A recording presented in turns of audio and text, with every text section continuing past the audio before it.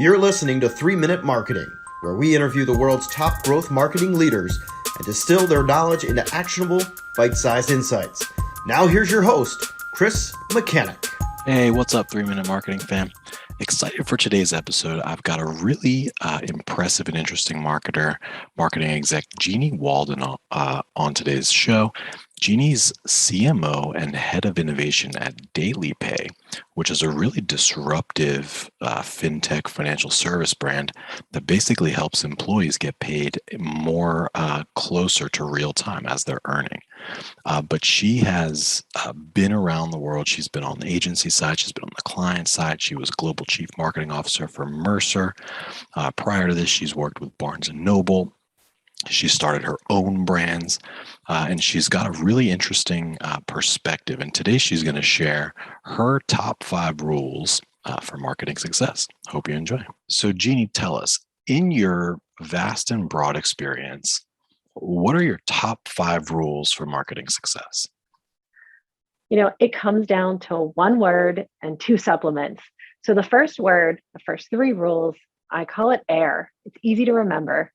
And that is about being authentic in your approach when you're working with a team and creating marketing programs. Really try and understand what's happening.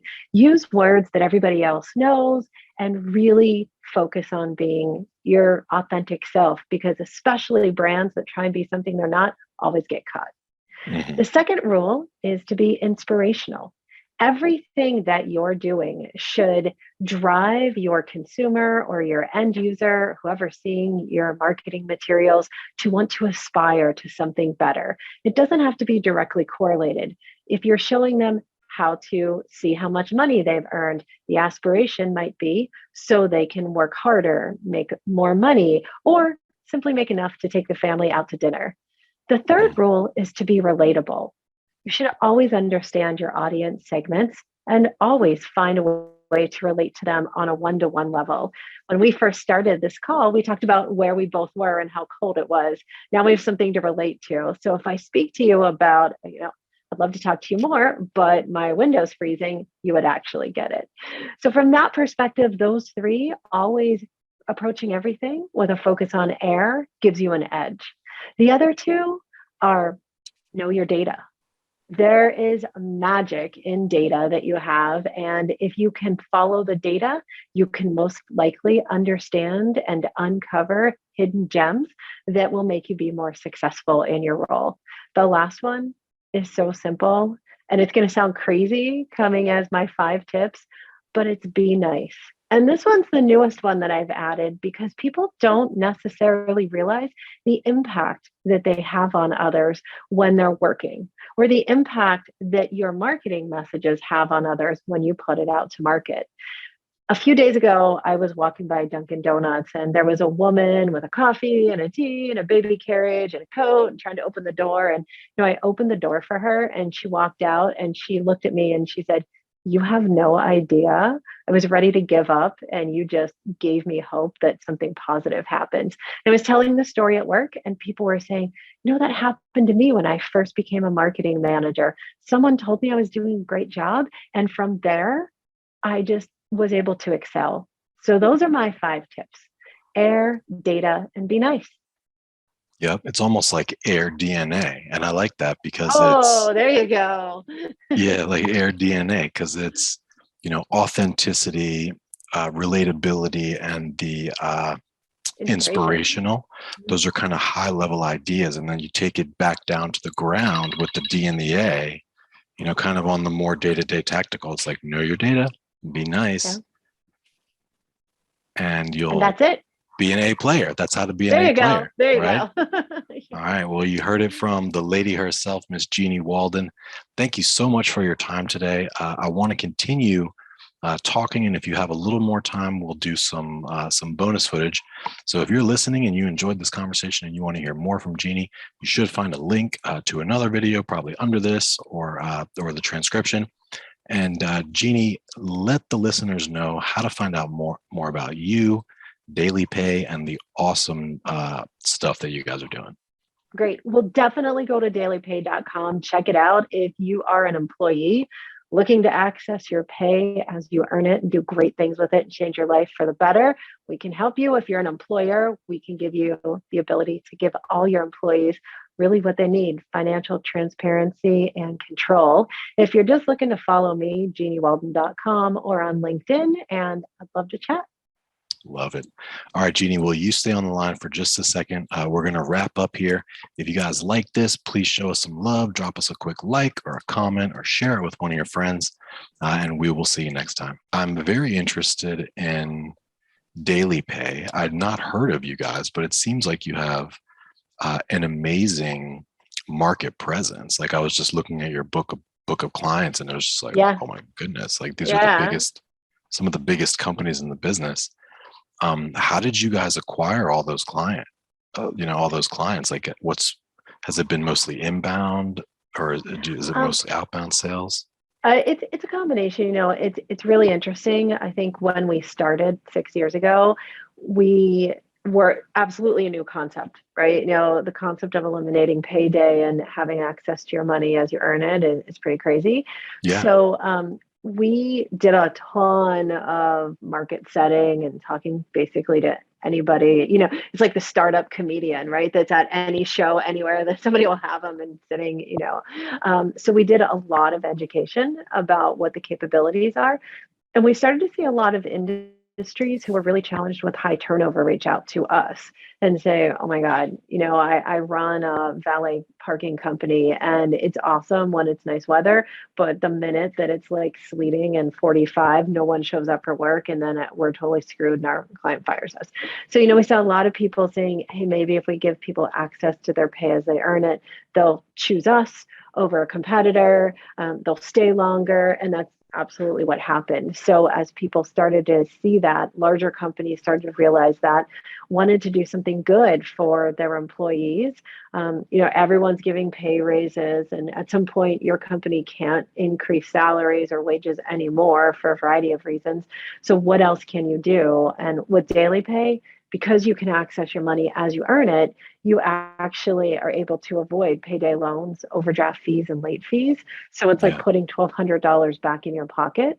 And if you're making minimum wage, like that's a pretty significant amount of money to be able to keep. So it's become the thing to do, which is pretty awesome. And I'd like to say our marketing had a little bit to do with it. Yeah, well, I would think so. I mean, because you guys, it looks like launched in 2016.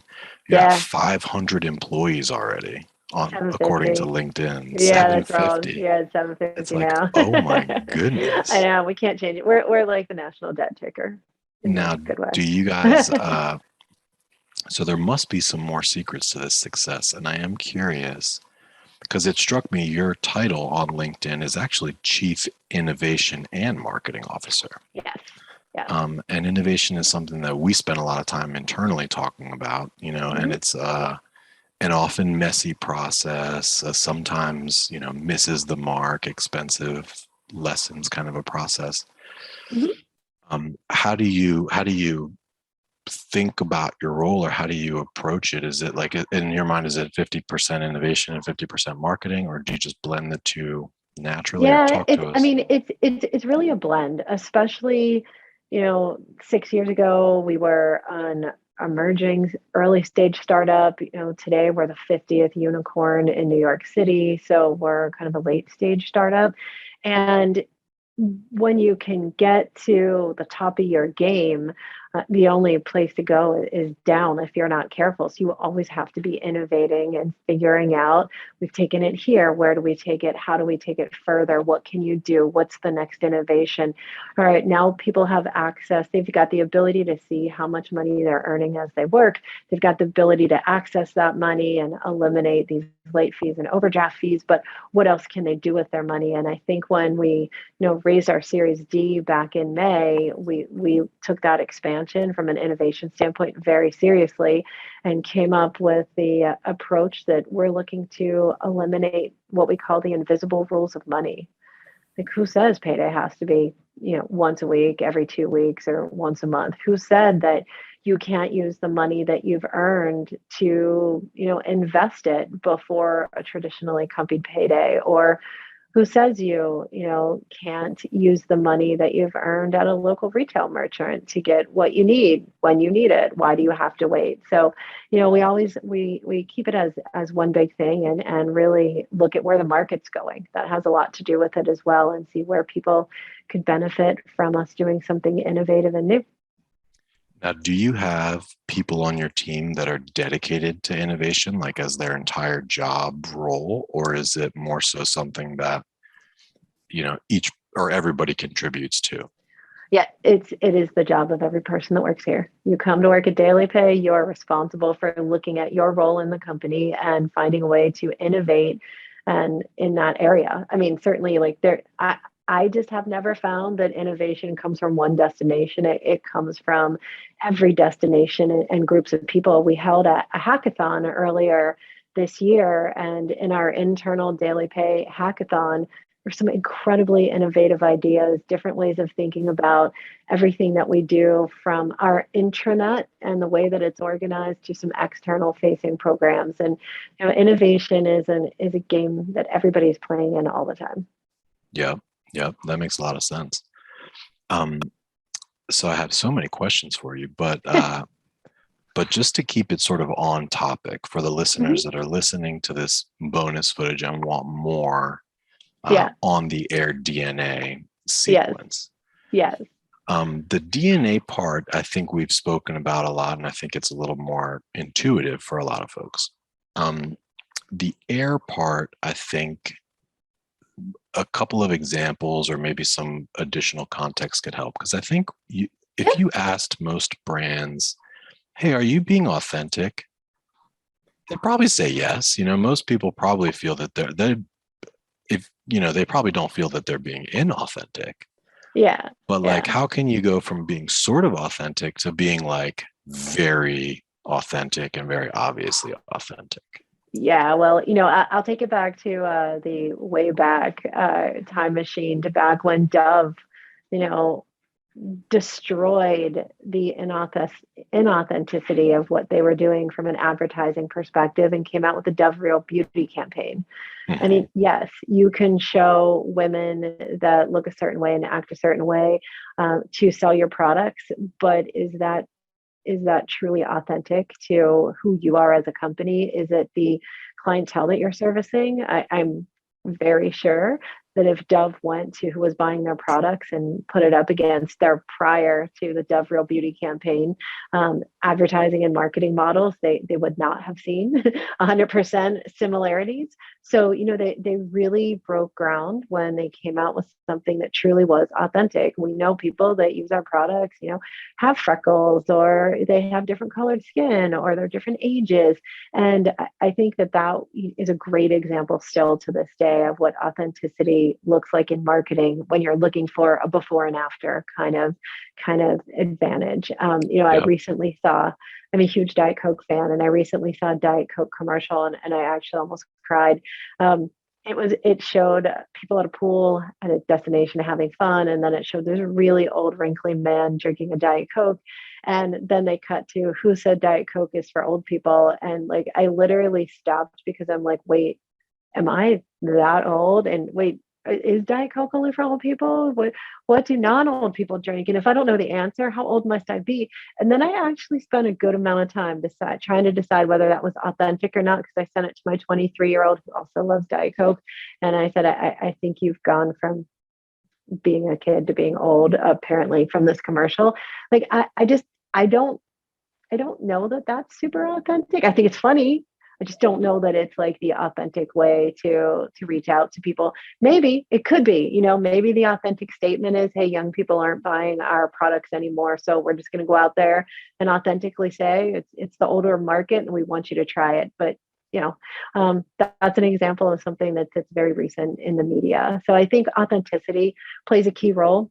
If you're a B2B marketer, it comes across tremendously in the tone of voice. I started my career in email marketing way back when it was just getting started.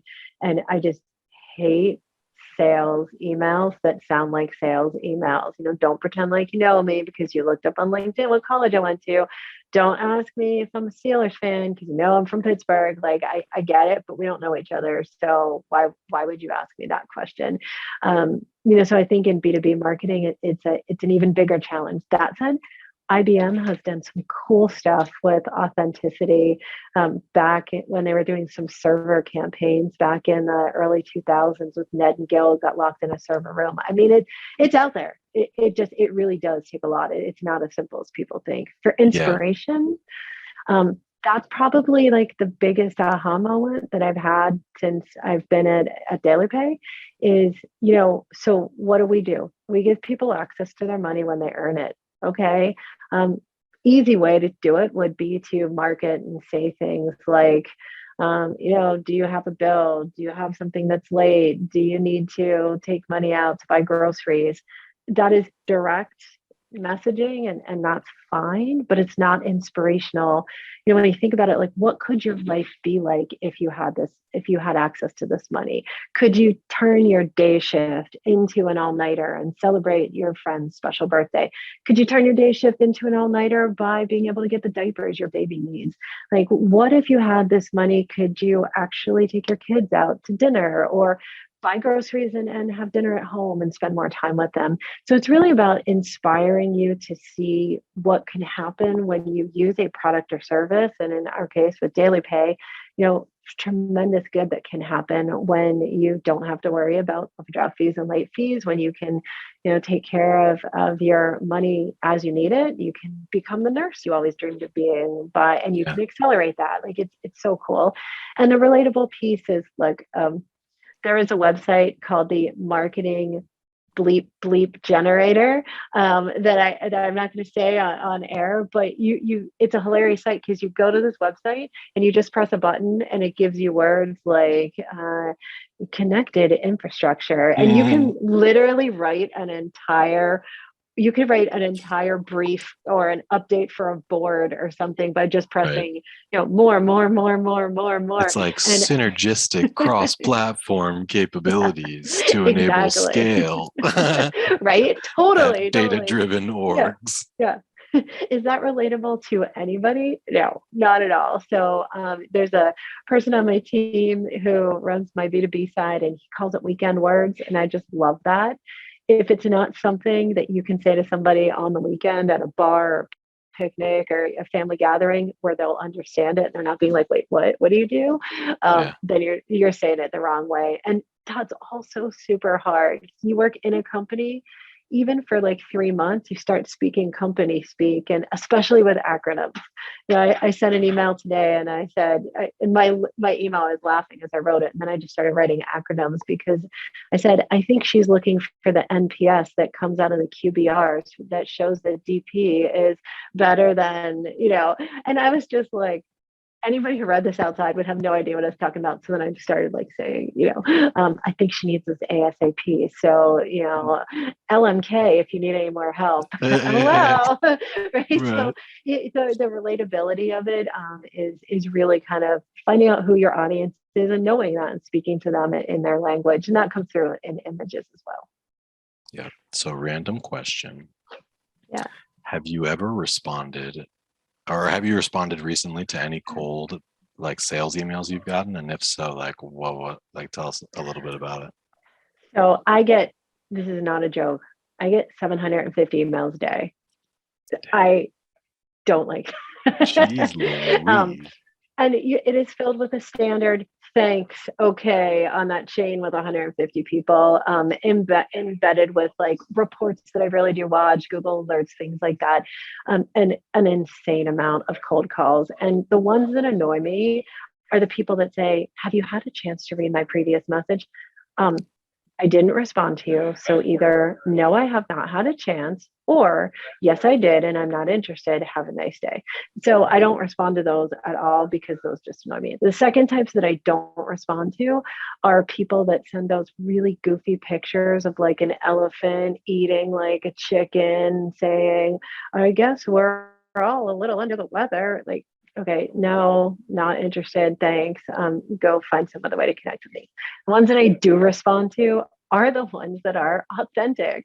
The last one that I responded to was, uh, I heard the people in Pittsburgh put French fries on their salads.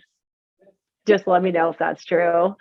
I'm a sales guy at a company. I saw you went to Pitt. I'm sure you don't want to hear anything about the Pittsburgh Panthers or the Steelers, but a friend of mine used to live in Pittsburgh and said that people from Pittsburgh put French fries on their salads. I bet him $10 it wasn't true. If you want to talk to me about my product, that's great. Otherwise, if you could just kindly answer yes or no, then we'll be good. And I really won't bother you again. Now, that is something so random, but also true about people from Pittsburgh that I figured this guy spent a lot of time to really research this and figure out something he could say. He at least deserves an answer. So my answer was, yep, it's true. But I wasn't interested in the product. He really didn't email me again. And I just thought that was so amazing. So somebody that I did answer is the people that are really authentic. Like, I know you're probably not the right person. I'm trying to connect with your website person. Can you just, tell me if this is interesting, could you give me their name or just send this? And I do forward a lot of emails to people. I'll say, hey, this looks interesting, check it out. But I'm not the decision maker. My events team is. So why am I going to respond to you? Then you're going to want to talk to me for half an hour. Then I'm going to still have to tell you that my events team has to respond, but you're going to think I'm their boss. And then you're going to still email me and then I'm going to get annoyed. So that's how we Yeah. So outside of the cold email context, and we're winding down, we have just about 5 minutes left. What else can B2Bs do to be like authentic just in terms of their website copy and such? Like, I think maybe one of the last things on relatability that you said about using weekend words goes to. I think, somebody, I read this article a few weeks ago that said that there's two types of content these days. There's Google content where you're searching for something. So you're looking for a specific answer. And there's Facebook content where you're just scrolling. And if something catches your eye, you'll stop. Otherwise, you won't see it. And one of the best pieces of advice was in this article saying, consider that when you're making your website. You're serving two audiences primarily, the people who are coming to look for an answer. So your information needs to be specific enough to answer the questions people are asking. So you need to figure that out first. And then the second type of people, heard about you, like you said, I heard about DailyPay and I went to your site. They're just going to scroll through until something catches their eye. Now, the names and size of our clients, the Kroger's and Dick's Sporting Goods, Dollar Trees of the world, like caught your eye, and so there you go. I'd say it's a combination of both. Find relatable ways to get in front of these people, but no, there's two types right now. Yep. Yeah, scannability I think is definitely important. And I just had an idea of the world's most useful services page. So like, how most B2Bs have pages, a page for each of their services, but they're kind of just like, we're the best at this and we work with clients like that and we'll take good care of you, whatever. What if there was actually like a useful service page that like actually said things such as like, we might not be a good fit if blank, blank or blank, or we. That is huge because companies don't work for everybody. So if you're looking for this, that's not us. Yeah. But then I guess some of the more classic like direct response techniques, like artificial scarcity, for instance, like it's a webinar, only 5 spots left. It's a webinar, dude. Come on. Right. That I guess could ding you or ding, the average user. Yeah. My favorite B2B event invites are like, here's your exclusive VIP, your VIP pass for only $3,000. You can sit next to these people. Really? What are you giving your non-VIPs then? It's like in parentheses, just kidding. This is a cold email. Yeah. We just need your show. But then the last thing I'll note, you said something which I think is very important in terms of the inspire, which that was, I think, one of the hardest ones to contextualize when I first heard it. But when you summarize it just now, I almost heard like imagine if. So it's like more so the benefits than the features. And it's just like a few imagine if statements can get you to pretty inspirational pretty quick. Totally. And also, nobody does anything for no reason. Everyone has a reason, like to do anything in life. Why do you come to work? You need money to take care of your family, to create a better life. Everything, it's almost like you're always solving a problem. So, what problem are you solving for these people? And in B2B, it might not be, I'm making sure you have the best web server for your mid-market company, right? That's silly. Like that's like not the problem. That's not going to inspire you. I'm going to make sure you get a promotion this year because you just got the best deal. I'm going to make sure that your employees stay longer because you gave them access to their money. It's really about what problem are you going to solve for them, and how do you inspire them to be better as a result. And being better comes in a lot of different ways. That is not necessarily a linear identification of the product or service you're giving them. Yeah. Well, hey, like I said, I do have 100 more questions. I feel like I could go for hours, but I want to be sensitive to your time. So let's go ahead and wrap here. Thank you so much for coming. Absolutely. Yeah. Thanks for having me on. If you're still listening, I suggest you check out dailypay.com because it's a very cool concept. And I think, I don't know what size company is good for you, or if you would work for smaller businesses, but almost any employee would prefer to get paid the same day, right? Like, who would not? They'd like to have the option. Not everybody wants to take their money out, but it's great to be able to do it if you need it. But I really like what you've done with the brand, like the typography. I love ahead of above the fold, and you guys are killing it. So keep up the good work. Stay in touch. Fingers crossed. All right. Thanks so much. I appreciate it. Great talking to you.